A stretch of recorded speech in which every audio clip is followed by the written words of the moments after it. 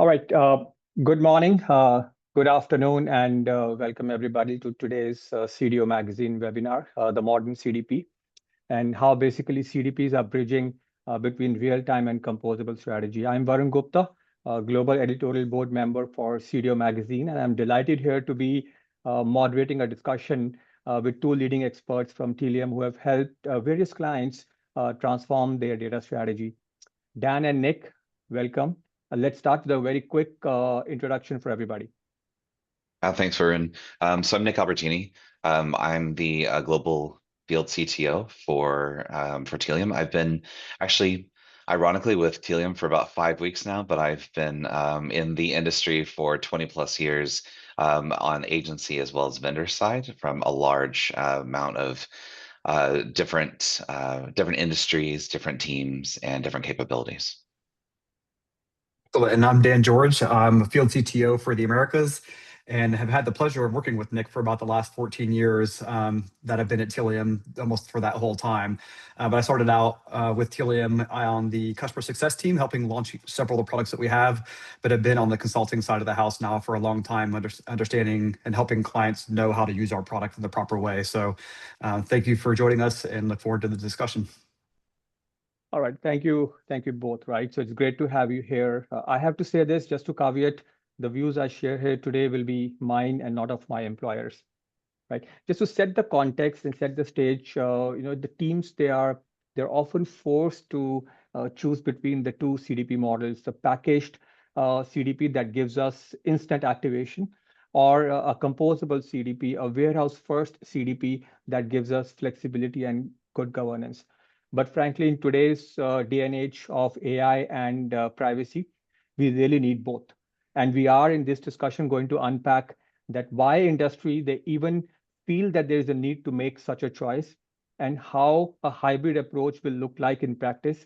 And plus, what does this all mean for the future of customer experience and AI readiness? So I'll start with Dan and Nick asking the question first before we get into why a choice exists. Could you give us a very quick overview of what these two models are and why organizations they tend to pick one over the other, and if there are any benefits that one brings over the other? Yeah, absolutely. I'll take the first question. So really, we have three different major models. And what I mean by that is that there's the marketing suite model, like the Adobes and the Salesforces, which is all native built into their marketing suite. Then we have your independent or agnostic CDPs, which are packaged CDPs, very capable, but live outside of a major cloud environment, don't live within the client's environment directly. And then you have your customer data warehouse built or composable based CDPs. But for the sake of this conversation, let's just bring the marketing suite and independent CDPs into the same bucket as they live outside the major cloud CDW. So a package real-time CDP allows you for things like instant data collection. It allows you to do rapid identity resolution. It can unify profiles across multiple data sets, and it can also activate across any activation points that it has built in. For Tealium, we have 1,300 plus activators, and ultimately, those are all used on a daily basis and through what you would consider a packaged CDW. But businesses choose this model because it's great for in-session activation and also marketing-led use cases. You'll see it being used for things like personalization, auto activation of customer journeys, updating of profile records, and sending data back into a CDW. Now, a composable, and just by the definition of composable, warehouse-centric CDP is really that it allows for flexible modeling. The data stays directly in the cloud that the client owns, and it integrates with data clouds like Snowflake and Databricks and BigQuery and others. But they're usually slower to activate, right? They have the ability to use huge amounts of data, as do packaged CDWs, but the CDW is already hosting that data. The composable CDP is sitting on top of already hosted data where all the compute and all the activation lives within that warehouse itself. So businesses choose this typically because they want to keep their data in their cloud as a source of truth. But what we're talking about today is really that there's an alternative choice, and that's a hybrid CDP. So the hybrid CDP is the type of CDP that actually bridges access to the CDW world, as well as keeping all of the real-time and rapid functionality of a packaged CDP. It has all the features and functionality, it has all the capabilities, and Tealium is that hybrid CDP that has emerged that's able to tap into the CDW, as well as live agnostically in its own environment. Got it. Dan, your views on it? Yeah, I agree with what Nick's saying here. I think that the hybrid model matters here because the teams need real-time capabilities to deliver outcomes like right now, like the in-session personalization, the consent at capture, audience activation. There are ad and marketing integrations, all of that without the need of waiting on data engineering to make that information available. So that real-time layer gives marketers and the customer experience teams a usable product that can act on fresh signals the moment that they happen. At the same time, though, enterprises can't afford a lack of a better term, a black box CDP that sits apart from a data warehouse or the data lake. And so a flexible, composable CDP lets you plug into a Snowflake, Databricks, BigQuery, any of those types of solutions where you can apply shared governance and consent and move that data bidirectionally. And this is what sets you up for the future for AI and the changing tools. So an example of that is with Tealium, you actually get both. You can have real-time activation as part of a packaged CDP, but you also have warehouse native flexibility via bidirectional integrations, like with Snowflake or Databricks. There's inbound and outbound with Tealium. You can think of that as inbound or outbound with Databricks as well, so you don't have to trade speed for architectural freedom. And that's really the crux of what we're trying to get to, is giving business teams what they need as far as a data lake or data warehouse for long-term lifetime storage of your visitor information, and then have some of that data within a real-time data processing engine that allows you to do that real-time personalization to affect that in-the-moment experience. Awesome. So if I can summarize, right? So on one side, you've got a packaged model offering speed and activation. And on the other side, we have a composable model, which is offering flexibility and control. And I heard you saying that the hybrid model matters because as we are increasingly moving towards AI, we really do not have to pick sides, and the modern approach is more hybrid. So I know we touched on why hybrid model matters. Could you talk a bit more about what does it look like in practice and where should one start? Dan and Nick, any one of you can pick this up.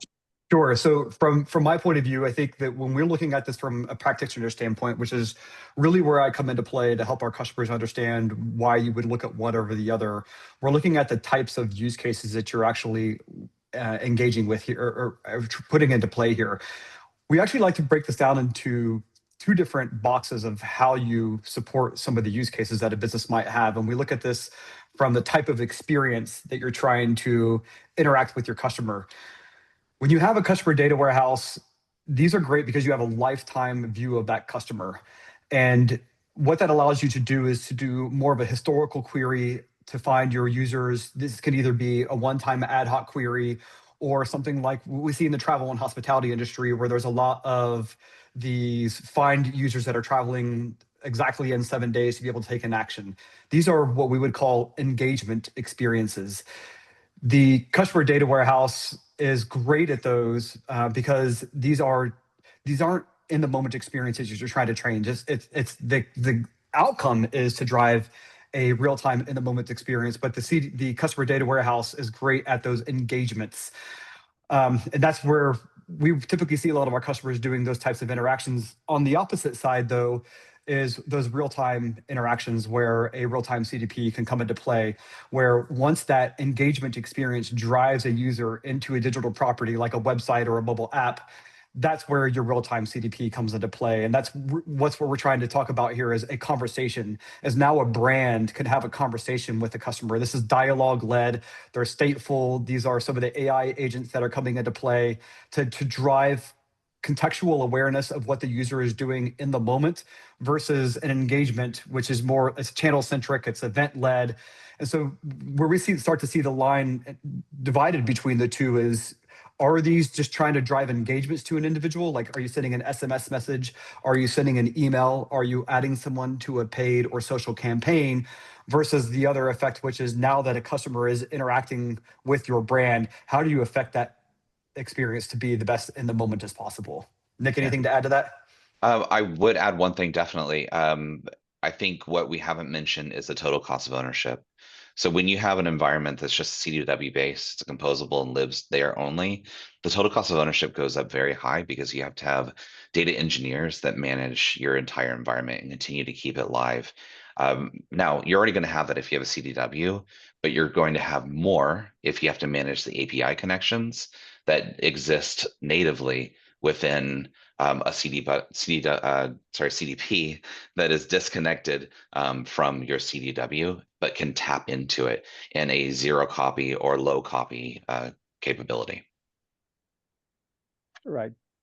Yeah, and I know you touched on this a little bit, right? So let's zoom out for a moment and talk about what all this means for future of customer experience, right? So most organizations, as you said, they are great at engagement experiences like sending emails, push notifications, website personalization, reaching the customer at the right place at the right time. Now we are now entering the era of conversational experiences powered by chat, powered by AI assistant, where customers they drive the interaction. Customers they want the organizations to remember the context and the intent across terms. Right, it's no longer a one-way push. It's more like a dialogue with the customer at every stage. And you touched on the two types of experiences, engagement and conversational. Could you delve a little bit more that how the data foundation needs to evolve for both these scenarios and as we transition from engagement led to more of a hybrid of engagement and conversational? Yeah. So why don't I dive a little bit deeper into sort of the definition of engagement experiences versus conversational experiences. Not everyone, probably even that's listening, is maybe necessarily understands the difference, right? So engagement experiences are typically batch or non-real time. You don't need that to use real-time capabilities to have those conversations. That can be all the way from things like Spotify is doing Discover Weekly, or Netflix is doing topics for you, bro. That's all batch, right? That's not really updating in real time. It's based on an algorithm that they've already created. It takes time to have that activated and put in front of you. Also, if you consider things like we may miss you or we miss you campaign, we may have the hey, we haven't seen you in a while, so we'd love for you to come back. Here's a 20% off coupon. Apply it at checkout.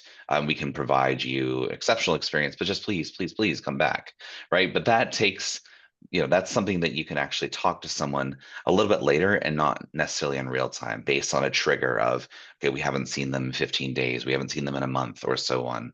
And then simple things that, we all probably enjoy. And I know that my teenage daughter loves to get from Sephora, which is her birthday reward. So she gets, the opportunity to go in store and get a free item from Sephora because it's her birthday month. So that obviously, I'm not going to send that on the day of her birthday or within the minute of when she was born. Instead, we're actually going to prepare that in a queue, prepare that in a messaging batch, and send that message out at the beginning of the month. Happy birthday. You've got a month to use this coupon. Come on into Sephora. We love you, right? That type of thing. What's interesting, though, is this the expectation of conversational experiences becoming larger. So when we dive into conversational experiences, there really need to be real time. And these are things where you're typically, not always, working with artificial intelligence or agents to have a conversation. You could be working with a call center as well, as long as they have updated real-time information. So consider a fraud experience where a batch won't work. Okay, someone took your debit card, took your debit card number, and they went and they purchased a $2,000 laptop. Do you want to have a notification tomorrow that says, hey, someone bought a laptop using $2,000 of your money? Was that you? Well, no, you want it immediately because you want the transaction to be canceled. You don't want it to happen. So that's a part of a conversational experience. Yeah, you're not having a conversation necessarily, but you're telling them to shut down that. The real-time CDP can do that because it has the native connectors, it has speed to actually take activation upon that and stop your $2,000 from going out the window or you having to refute the purchase later. Live chat. Okay, if you go online and you're saying, "Hey, I need a medium in this blue sweater. Do you have it?" Well, you don't want the chat bot to say, "I've taken your message, I've put it in a queue, and we'll message you tomorrow when I figure out if we have it or not after the inventory updates." That's not what we want, right? We want real-time data, real-time connection. And so that's a conversational type of experience. So a hybrid CDP, which we were talking about earlier, allows you to perform evergreen marketing campaigns like birthday and things like that. It also allows for additional correspondence with your customers. It's always on. It's driven by metrics that are really important, like LTV, so a modeled lifetime value, time as a customer, and so on. So other metrics that maybe aren't calculated overly so. But even more importantly, in today's environment where we're interacting with AI and agents more, it allows for advanced AI modeling to be performed on large data sets.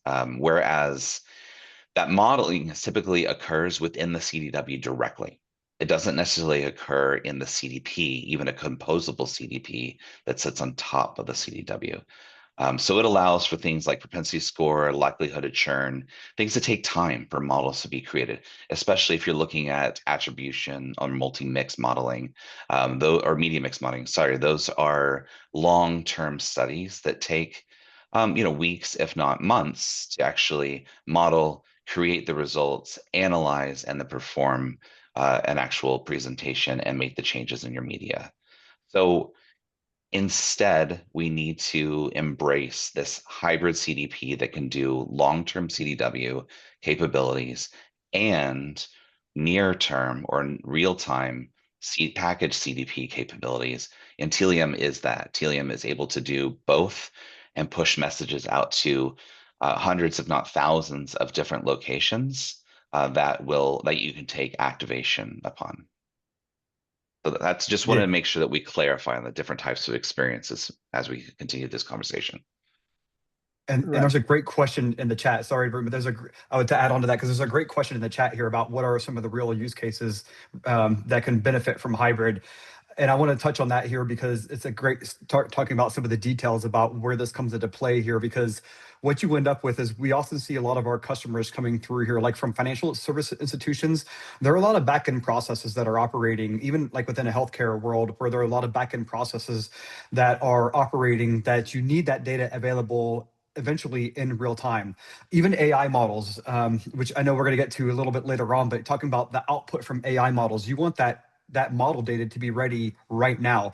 So you can start to think of a shift between of long-term storage like your hard drive versus the real-time data processing, which is your RAM. And you can even think of this, the best analogy that we have is thinking about caching for modern browsers that you have today and how you want to be able to, that very first page view of a website that someone's never been to, we have to reach out to a CDN, pull all the files in, the images, the JavaScript, the CSS, the HTML files, and pull all of that into in memory. So the caching system within your browser. So from that point forward, for the rest of that visit, most of the content is available immediately as possible. You don't want to have to, in other words, you don't want to have to reach out to a CDN to re-request files that are likely going to be the same content for the most part. That's the same concept here when we think about use cases of data output from systems that aren't typically online and bringing that information into the moment so that when someone does have that digital interaction, that information is already available. It's already stored within the caching system of a real-time CDP so that you can leverage that information and make decisions in the moment. Absolutely. And so I did want to answer these two questions that are relevant right now. Well, one of them anyhow. The question is, so how does this evolve as we get more and more agentic commerce? Are the agents now also part of the customer profile? The answer is yes. They become a referral source, or they become the way that the purchase is occurring. So with both models, you can actually bring the agent record into the transactional data and stitch that directly into the profile. So you know how to communicate with that customer better, and you know what type of conversation they had with that agent. That becomes part of the record. And it's just, where did they purchase? Did they purchase offline, online, or did they purchase with an agent? Which also becomes another channel that you can add to the profile. And there was a question about connectors to social media. That would absolutely be part of a real-time CDP, to be able to manage, to do list management within not just social media, but really display any of those types of vendors that do targeted advertising. Those are definitely part of that. But and I do want to add that a key element of a lot of this stems from, and this goes back to Varun's initial question that he put forth, was the data foundation, and how does all of this actually start at the data foundation of having a business data dictionary that your organization has defined that every system can try to operate against. And we see this a lot. Yes, CDPs are a great solution set, but a lot of them are fed from something called a tag management solution, a TMS for short. And those TMSs are responsible for defining data directly from those digital devices that I keep mentioning, like a website or mobile app, where you have information about the website, about a user, about the business and how it needs to operate on that web page. And the data foundation starts there, so that everything else within this flow, audience and segment definitions, stitching information together, the activation to the downstream platforms like a social media vendor, all that starts with a very powerful data foundation that is very easy to use as well as consented. And that's something that we see is missing a lot throughout this data foundation, is making sure that the data is consented at the moment of capture. And that's a great piece of a real-time data platform, is if someone's saying, do not collect my information, at the moment of them saying that information, we can prevent information from going downstream because it can be blocked through the TMS platform. So that data foundation really starts with, just to summarize that, you have to have a data dictionary that how your business operates that can branch across all of your systems, as well as have a consent management platform in place so that all of your data is consented, it's concise, you're correlating across all your different platforms. That way it's portable across your entire ecosystem. Thank you. Thank you, Great Dan. comment, So Dan. I just want to pivot from here towards an omni-channel experience, right? So I was at Macy's last week. There was a stall there, for coffee, and I swiped my card at Macy's. Next day, I see an email talking about the coffee vending machine, marketing that to me. Now, question really, Dan, here is, how do you make sure that the brand remembers who the customer is across the omni-channel sphere, and then engages at one point with a message, and then from there on builds on a conversation channel? Because what that email lacked was a conversation. It caught my attention, but it didn't take it forward. So your views on this? Yeah, so one of the key elements about a proper CDP is looking at the multiple different ways of identity that's out there. This changes dramatically based on industry.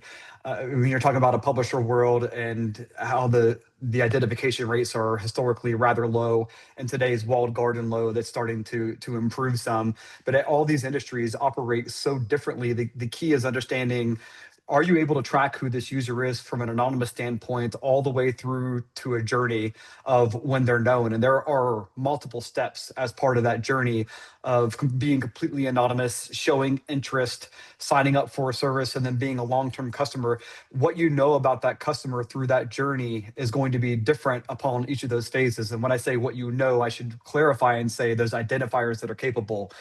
And so having a platform that operates in real time, you start with simple identifiers of cookie-based identifiers.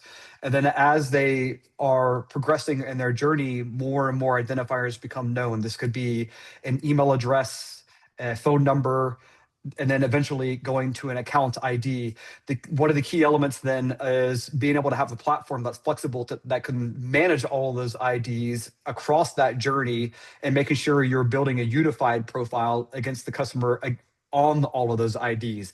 And so that's what allows, in your case, that you're being sent an email, and if you open that email on a mobile device and then later take an action on a desktop, you're likely keying off of something like an email address, but all those different sources of data is what's key here of marrying that data together into a unified profile. And that's something that we see a lot with different platforms that are operating within the space, is each of those devices end up being a unique profile that you're operating against, which means your reporting's off, your activation is off, because you're not building a unified visitor profile. So having that, and the way that Tealium does it is a patented approach to how we operate with our visitor profiling, is to be able to do exactly that, is to take all these different sources, understand what IDs are available, to always be looking to build that unified profile for the purposes of activation and reporting and anything else associated to that data.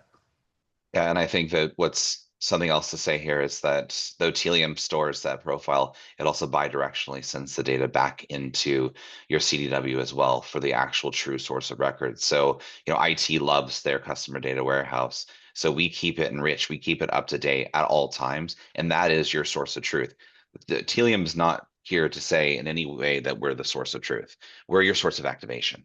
We're the point where you send the data to, then go out in real time to hundreds, if not thousands of locations, depending on your brand. Right. So that's really an interesting point. You touched on it, the context persistence, because that becomes critical when experiences are conversational and AI driven. Now, let's move to a little bit more on the technical side. I know you touched on this a little bit towards the data architecture layer, which is essentially the connection between CDP and the warehouse or data lake. Now, Dan, I know you often have a great analogy to describe this. You were talking about, I think, car dealership one. Could you walk us through what exactly is that, and where should we start? Why should we start with real time first? Why not we get everything else first, and then when we have 90% in place, then we start thinking about real time? So could you take this on? Yeah, there's a lot of flexibility within just the Tealium ecosystem and how we operate about which is first and which one should not be. But to go to the car dealership experience first, just to start with an analogy, my favorite way to discuss what you're really coming down to is a CDW or CDP type of scenario, which we think this comes down to both, because let's look at a car dealership example. Most people can understand what it means to buy a car or a motorcycle or something along those lines. Basically, any type of big in-store purchase. You want that person to convert while they're on the dealership lot, right? Or while they're in your brick and mortar store. Their chances of converting are much, much higher at that moment while their feet are on your property than it would be that if they left, right? And trying to get them to market to them to come back. So, and I love the car dealership experience because it's just the most kind of direct experience. They want you to sell. There are stats that the longer you keep them on the lot, the more likely they are to convert. And I think that's a great play of talking about a CDP opportunity where you can have that in the moment conversation with that customer while their feet are on your property to try to get them to convert. And as elements of the conversation change, you want to be malleable, right? Their visitor profile, the properties that make up that individual are going to change over time as you're having more conversations with them and as they're navigating different areas of your digital property. And that's why a real-time CDP is so important, to be able to pivot with that individual and what they're looking at, what's their interest right now. And that's what you would do for anybody that's on a car dealership versus a CDW, that once that person leaves that property, that's where the CDW comes into play, right? You knew that the person was on your property. You're going to do those engagement experiences to try to bring them back to the property, but it's a much different type of conversation that you have. So that, right, those are those engagement experiences versus those conversational experiences. But really, in order to do either of those, you have to have a real-time data foundation, right? A CDW is not going to be able to support your real-time initiatives while that user's on your property very well at all. Like, they're not designed to do that very well. Most of what they do is batch processing.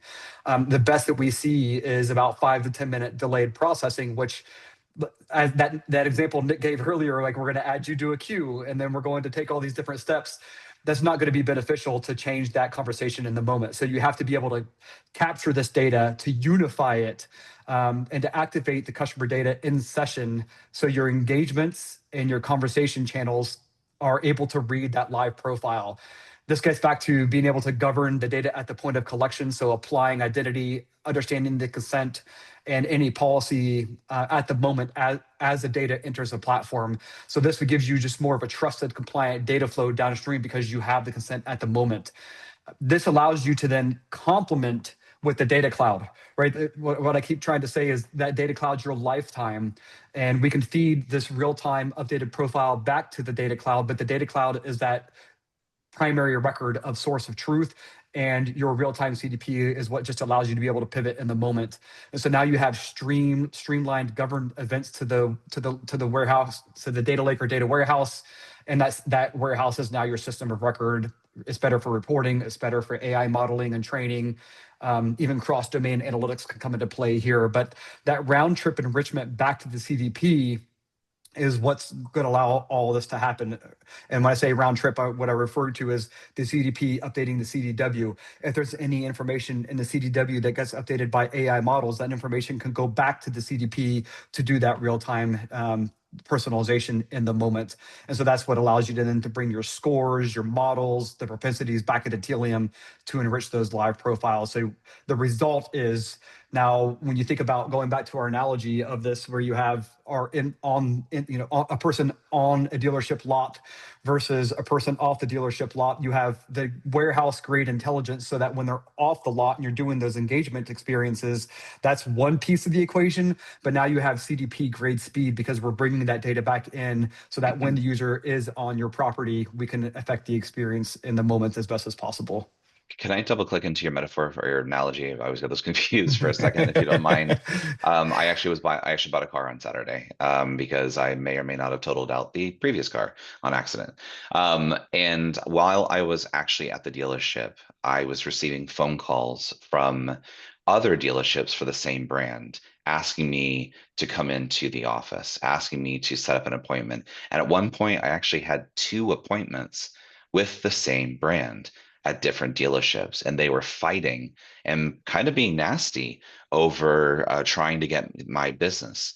Wouldn't it be wonderful if they had had a real-time CDP that actually said, this lead has already been fulfilled, it's already going to this location, and so you other dealerships, from the OEM versus the dealership tier 3 perspective, don't need to continue to waste your time calling this person, giving them that bad experience while they're actually filling out the financial paperwork to buy a car. That was my experience on Saturday. So update my record, say who I engaged with in the CDW, tell them what car I purchased, and they send me a thank you the next day. That's great. That's all batch. But real time needs to be able to tap into their, see, have I purchased something? Have I done anything yet? And do I already have that conversation going? In this case, I did. Instead, my phone kept ringing off the hook while I was trying to test drive a new car on at the same time. And so, to your point, like we need that hybrid CDP that can look at the CDW, can talk to the CDW, can also activate and maybe suppress the additional calls and messaging that otherwise I'm going to continue to get, and I get irritated. So that's an excellent example that you brought, Dan.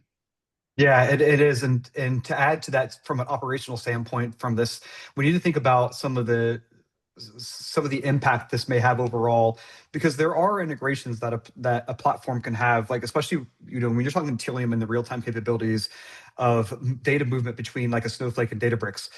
Some of the platforms that are out there can still process data fairly quickly, as far as a matter of minutes where the data is coming in, but you have to think of the compute costs to do that, right? And so if Tealium is sharing data out to a Snowflake and is doing it extremely near real time, the compute costs are going to be much higher than if we were doing this hourly.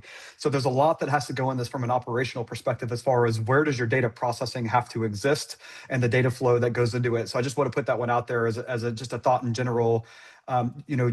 It's hard to do real time without a real time data platform. It's much easier to do batch on batch on batch, but even if you have to be able to do 2 or 3 minute slow batch delays, a real-time platform is needed to be able to move that data. And that's one of the key elements of Tealium and how flexible it is we can work with the different platforms that you have, CRM included, data warehouse included, any of those types of systems that typically are not real-time, but we can still feed the data to them in a real-time fashion.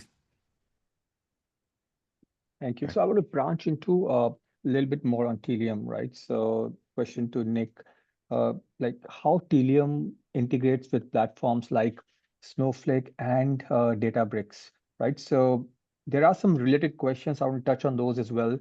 Uh, there's a question on how does Tealium compare to other CDPs in terms of TCO? And when you say consent management, is that a part of Tealium or does it have to be separate? So give us a Yeah. bit more about Tealium, how it integrates, and then we take these two questions along with that. Sure. Yeah, a lot of questions there to dive into. Let me first address how we work with the broader CDWs and even other CDPs. We actually see it as really better together. And the reason why is because of the huge investment we've made in the number of API connections, number of connectors. We have 1,300 plus connectors. So what we are able to do is actually um, act as agnostic and hybrid in the hybrid approach. We're able to actually send data directly into the major CDWs and even the smaller CDWs. Really, anything that has an internet protocol, we're able to send data to it. So what we're able to do is take the enriched CDW profile and use the signals from it to activate across hundreds of our locations that are natively built. But those activations will also flow back into the CDW as the true, constant vigilant record of touch points. But at the same time, we can drive experiences, that require real-time data and through our real-time data connections to personalization engines, chatbots, call centers, and essentially any active conversational point in the customer's journey. Now, if we get into the conversation around total cost of ownership, Tealium's total cost of ownership is lower. And the reason why I say it's lower is because you don't need advanced data engineers on the data storage side to manage that data. We're not requiring ETL to be performed. As long as you're sending the tag request in or following just the protocol that is required for offline transactions to be brought in or a file import to be brought in, then we take in all of that data. And there's not this huge amount of ETL that is necessary. Like I was mentioning before, your team doesn't require a fleet of data engineers just to manage the schema that is forced upon you by a lot of the CDPs. Now, from a CDW perspective, though, as we tap into it, we obviously need to pull according to the schema that lives in there. And that's the great thing about our open schema is that we can pull in any of that data based on the connectors we've already created. The schema is already created as we pull that data in. And what was the last question, Varun? I'm sorry, I missed it. That was on consent, and I can Oh take yeah. that one. Oh So sure, go ahead, Dan. on that piece on consent management, Tealium does offer a consent tool to be able to capture and respect consent, but we're also very flexible on that approach of being able to sit on top of a CMP such as OneTrust or TrustArc. And we even have some of our customers that build their own consent solutions. So whether it's Tealium's consent, a native CMP, or your own custom consent option, we are flexible on the approach from that standpoint. As long as there is a signal, we can adhere to it. Yeah, we even allow you to adjust the CSS styling in our consent management pop-up and banner as well. And that automatically goes and changes the record of the customer's profile in real time. CMP will block it in the moment, but it's typically a batch process is going to occur offline or in that evening to update the overall record. Whereas our consent management can, one, stop tags from firing or send tags that are only allowed, and then also send the data into the CDW immediately to update that record so that we know, don't send them that email that was scheduled from a batch process for tomorrow. And that's another way that we use our hybrid approach to connect to your CDW and also still hold the role of your agnostic CDP. Right. So there are a couple of other good questions on the chat. I'll come to those later. Keep those questions coming. Uh, I will touch a bit more about AI, and there is no conversation these days complete without AI, right? And we are seeing a rapid evolution towards agenting experiences. So, Nick, how does this hybrid CDP architecture it helps organizations to prepare for the future. Keep in mind there is a bit of hype around it, and organizations now they're thinking to prepare for future, right? So how does this hybrid architecture help them to prepare better? Sure. Well, I mean, if you think about it, instead of every experience running through the human-built journey, instead, we're going to see more assistance-led, agentic or RAG-powered interactions. We're having more interactions directly with AI than we are with humans. That is just constant. But the shift only works, though, if AI can react in real time. It needs to have a governed customer profile, consented data agreements, so that you're not responding to a customer something they already told you they will not allow you to have. But many of the conversations that an agent have with a customer can rely on at-rest data, so CDW, right? But the responses have to be in real time. So you have to have the connectors in place that are already built that can actually talk to the agent, and they can feed off that data very quickly. So you can't expect to trigger a job, wait for the time to complete, and then provide an answer. Customers have less than an 8-second attention span. It got even shorter. It used to be 12 in 2000 or 2020. Sorry. Now it's 8 seconds. So you have to really respond to them fast. And that means that you have to be able to ping the CDW, get the data back, then prepare the response all in sub-seconds. And really very few can actually do that. Like Dan was talking about earlier, most of the CDPs that tout themselves as being real time are 5, 10, 15-minute delays. They're not real time. They may call themselves real time, but really Tealium is actually real time round trip sub 300 milliseconds in most indication or incidences. And so we're able to power the AI response with up-to-date consented real-time data that allows them to have the customer to have such a better experience with your brand rather than repeating themselves all the time, which is, is not fun to do when you talk to a call center. Dan, what would you add to these conversations from your chats with your enterprise clients? Like, how are they seeing AI changing their approach towards data foundation? Yeah, What are they saying? great question. I would break that out probably into 3 different areas. The first is the most successful companies that I've seen so far are not just trying to choose one or the other, meaning the CDW versus the CDP. Really, they're designing for an adaptive hybrid approach where they have a data cloud, the Snowflake, Databricks, Azure, whatever you would want it to be. And it's a bidirectional data flow between that and the real-time CDP, because that gives you your engagement experience and your conversational experience capabilities. There's even the zero copy concept that we work with a lot of highly regulated industries like the healthcare industry and the financial service institutions, and zero copy, even where it makes sense, is coming into this play. So it's an adaptive hybrid approach, and that's how we see the most successful companies serving their market today and for the AI tomorrow. The second piece is, by doing this setup with that adaptive hybrid approach, it's really how you're setting up all your teams for the immediate needs across marketing and CX, where you have a real-time CDP supporting those initiatives, but you also have the CDW acting as your long-term solution for your analytics and AI goals for those data teams. So you end up with a trusted and consented data within those platforms. And that's what really gives you speed of interacting with the customer. It gives you the governance of that data and the architectural freedom. But third, and I think this is almost the most important aspect of a lot of this, is the type of data that you're getting. AI models love context. And having a foundation in play that you're able to feed a model with event-based data, like what was the last event that occurred? Session-based data, like overall in this session, what does this customer look like they're doing? And then your visitor global unified view of your customer of what's their lifetime understanding of a customer. When you combine all 3 of those with highly typed data that's in a business friendly format, that goes back to that data dictionary that I was talking about earlier. In other words, people don't know what EVARs and SPROPs are, or neither does AI. And you're making this information like what's the page type, what's their login status, what's their lifetime value, and you're feeding that type of event, session, and visitor highly context data into AI models.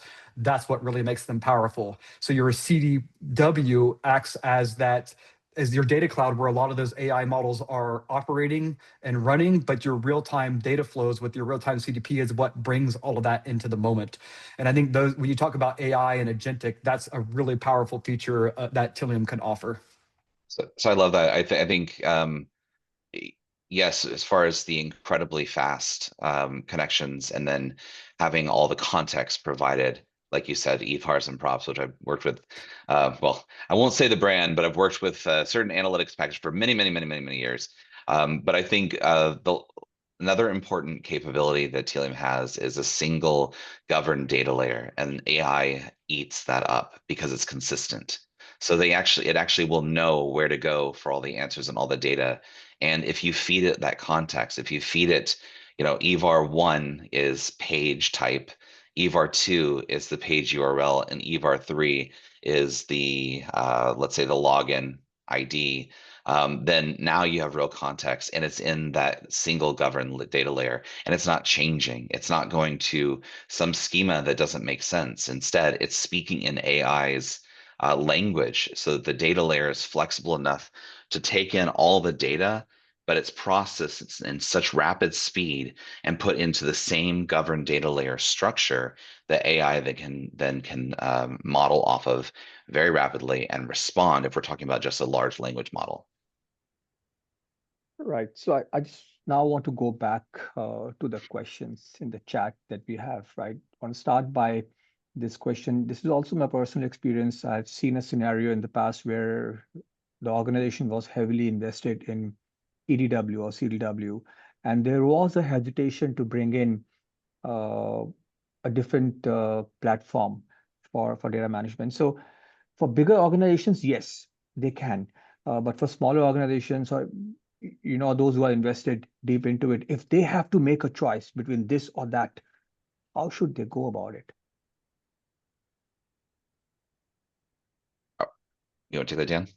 Sure. Yeah. So where I would come from is that a CDP for a smaller organization can do both. And we, especially from what I've seen historically, and I just want to say, when Tealium launched the customer data platform back in December of 2013, I was the first customer success director to lead the deployments of these. So I'm saying this from direct experience there, where Tealium can act as a CDW in an instance where where it's a smaller organization and you need those real-time capabilities, but you need that historical view of that data. And the reason for that is that there's several different options that we have for data storage and how we manage these and do a separation of duty to manage some of these data flows. So we have our real-time processing data capabilities. We have our a NoSQL type of database that allows us to pull data in back when a visitor is in the session. Right now, we have the capability to do all that very quickly, but we also have a separate data store where you can do insights within a Tealium system, within our platform. We actually have a AWS QuickSight interface that's part of our platform that you can take all that data that's stored within the CDP and do a lot of that historical querying within the platform. And so that's a great capability now that you have the ability to do all that. You have that historical data, you have the real-time capabilities that allow you to get a combination of both of those. And obviously working for Tealium, you may be thinking, well, of course Tealium is going to say that. But remember, this goes back to what I was saying earlier as far as the dealership lot experience. You can't do real time with just the CDW on its own, or if you, and most of the companies that are smaller don't have the resources to try to even build something like that. Whereas if you have Tealium, you now have the capability to have both, and that in the moment experience is what really drives so much of that decision, because even a CRM can act as a customer data warehouse if necessary, right? But that only solves half of your equation, which are those engagement experiences, those scenarios where you're trying to target somebody with an email or SMS. But once they're back on the property, being able to pivot in the moment and change the experience, you're just not going to get with more of a static type of data set, whereas a real-time CDP will give you that. So that's something to think about when you're looking at, if I have to choose one or the other, how important is real time? And from my perspective, I feel like if I'm going to have a personalized experience and change it in the moment, real time is really important. And I want that experience when I'm interacting with a brand. I want them to be able to pivot with me as I am on my journey in that session. So that's, at least from my perspective, what I would feel is the key elements to consider. Nick, is there anything you'd like to add? Well, no, I mean, I wanted to address a question that was put in here that's along the lines of what you're saying, that from Joseph. He's talking about, it may be possible for orgs with deep pockets and large buckets or large budgets. But the interesting thing about that is that Tealium addresses all markets, addresses all sizes of companies. So you don't have to have a huge budget in order to have real time. That's not something that's an add-on or a SKU to have real time with Tealium. That's by nature. That's how it was built. So everything is real time. You can't slow it down. If you want to slow it down, well, then put a trigger and a delay in. That's fine. But honestly, when it comes to small budgets, rapid time to action, I mean, Joseph, I would say it's that old adage of fast, cheap, or good. Choose two. But I think that doesn't really apply to this conversation.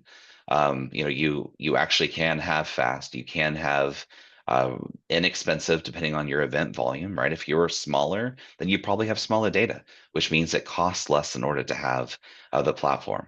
So I think that your question is completely valid, but the great thing is you can still use a tool like Tealium with a low budget. Yeah, and I've seen this from an applicable standpoint where a customer has gone in, and I'm going to say, like, most base scenario is they add a Tealium JavaScript SDK to their website. There's already some sort of data layer available, typically, that gets you about 50% of the way to having a full business data dictionary.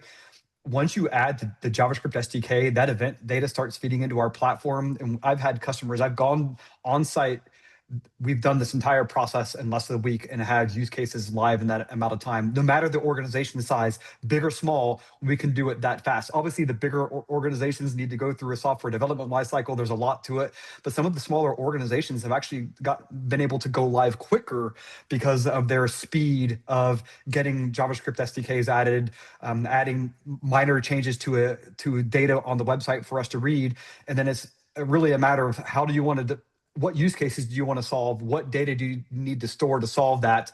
How are you using that data to build your audiences and then building your APIs outbound? And so that's just, I 100% agree with Nick that it's not the size of the organization. I think a smaller organization is actually in a better way to benefit from this because not having so many bridges to cross in order to go live. Or cooks in the kitchen. Yes, that's probably the better one to say. Right. So there are two questions from Robert. Do you need a team of data engineers to implement the hybrid, and what skill sets? And the second one related, how does hybrid interact or integrate with CRM solution? Because acting is also important in this case. Sure. So to implement hybrid itself, you need implementation engineers and someone that understands your website, that can actually set up the data layer to capture data and in the manner that you want. Now, if you want to just capture all interactions, you can do that too. That's very simple to deploy.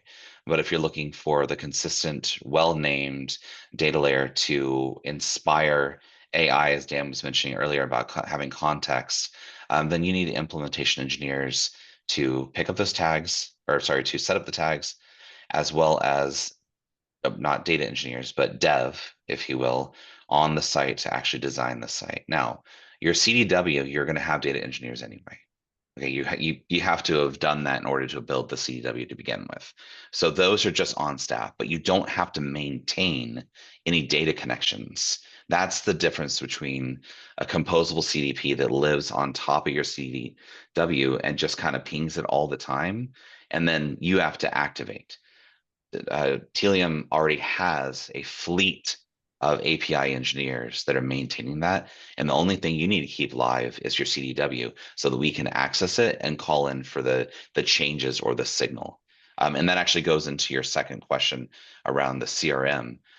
The hybrid approach automatically can send data and updated records and can upsert records. It can add to records as well, automatically based on triggered rules. And it can do that all with the CDP logic, as well as the other signals that we're picking up in real time. So the hybrid approach will automatically pick up all that data in real time. We'll grab all the data from the CDW. It will create that record that's enriched from both ends, send it to CRM for update, and then send the data back into the CDW so that there's no disconnect between, oh, well, my record in the CDW says this, my record in Tealium says this. We don't ever want that to happen, because a person is one person, and we should be treating them as such across their various sessions and devices. Right. And even on top of that, we're seeing different levels of involvement from a data engineer perspective of how you use this from an AI perspective, because you can start out with like a most basic level of, Tealium has some machine learning that does propensity modeling, and that's based off of the data that's already in the customer data platform. It's all a managed user interface as part of the platform. That's where we see a lot of customers just starting of, is this person likely to come back and make a purchase, or what's their churn risk? The second level would be that your data engineers are already creating all of these models and these outputs. The second method is to bring those outputs into Tealium so that when your consumer comes to your digital property, we can make that information available. The third level would be is that you have your own hosted models where Tealium with an API can trigger that model in the moment to get a response about how to handle that. We're actually seeing that with Samsung, where we're sending all of that, what I was mentioning earlier, event session and visitor data to Samsung's AI endpoint hosted on Databricks. They're doing some very fast output scores that we can include back into the moment. So it's not that it's you have to start with that very advanced model to begin with.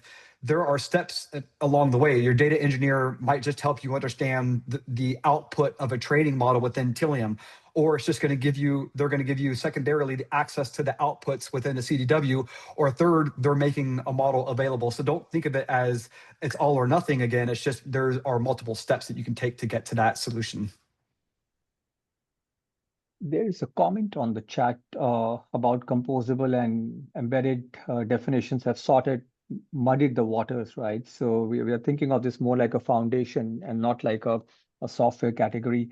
And I have a related question to play along that line of thinking. Like, if a CDP can do both real-time and engagement experiences, why do we need both?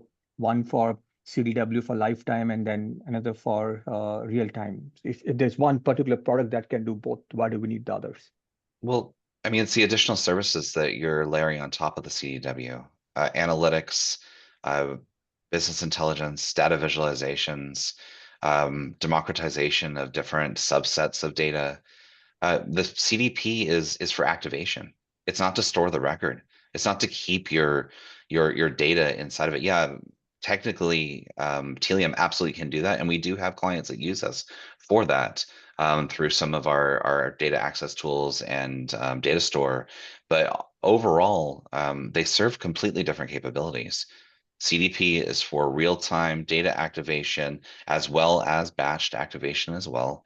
The CDW is to keep that permanent record of how you interact with customers, who they are, what transactions they've taken place, and then allow you to layer on analytics, business intelligence, and so on top of it. Right. You can think of it as if there's 100% of your data is within the CDW. What we often see is about a quarter, a third, maybe half of that data is within your CDP. There's not typically going to be product data, supply chain information. That type of information is typically outside of a CDP because the CDP is so focused, like Nick said, on activation. And so in order to do that activation, it's visitor focused data to be able to do that. So that's why in our mind, that's why there's a separation of them. Exactly. So we have a minute left. Any last thoughts, Dan and Nick, to conclude?